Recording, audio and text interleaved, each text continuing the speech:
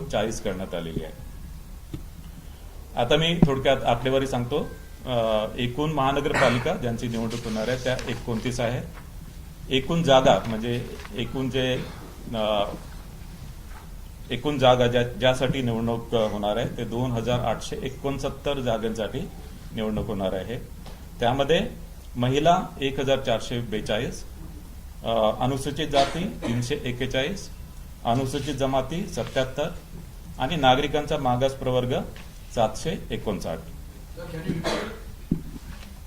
एकूण महानगरपालिका 29, एकूण जागा 2869, महिला 1442, अनुसूचित जाती 341, अनुसूचित जमाती 77, नागरिकांचा मागास प्रवर्ग 759.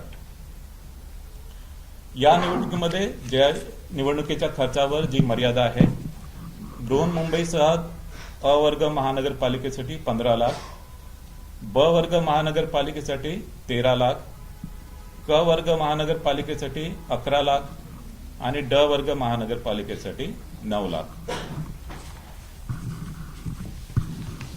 आजपासून संबंधित सर्व 29 महानगरपालिका क्षेत्रात आचारसंहिता लागू करण्यात आली आहे आणि जरी आचारसंहिता या 29 महानगरपालिका क्षेत्रापुरती जरी असेल तरी या महानगरपालिका क्षेत्राबाहेर जर एखादी घटना किंवा एखादा कार्यक्रम किंवा एखादी घोषणा अशा प्रकारे करण्यात आली की जी महानगरपालिकेच्या मतदारांवर प्रभाव करणारी आहे तर त्यावर सुद्धा आचारसंहिता लागू होणार आहे. मात्र ही आचारसंहिता नैसर्गिक आपत्तीच्या उपाययोजना आणि ज्या वेगवेगळ्या प्रकारच्या ज्या डिझास्टर्स येतात त्यासाठी मदतीसाठी ही आचारसंहिता यामध्ये आडकाठी असणार नाही. आता मी निवडणुकीचा कार्यक्रम आपल्याला सांगतो आहे आणि हा निवडणुकीचा कार्यक्रम बृहन्मुंबई महानगरपालिका आणि तसेच इतर महानगरपालिका या दोघांसाठी हा कार्यक्रम मी सांगतो आहे.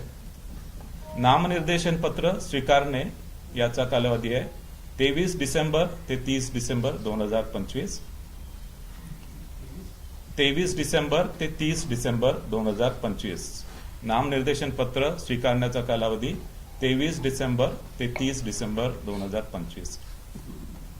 नामनिर्देशन पत्राची छाननी होणार आहे.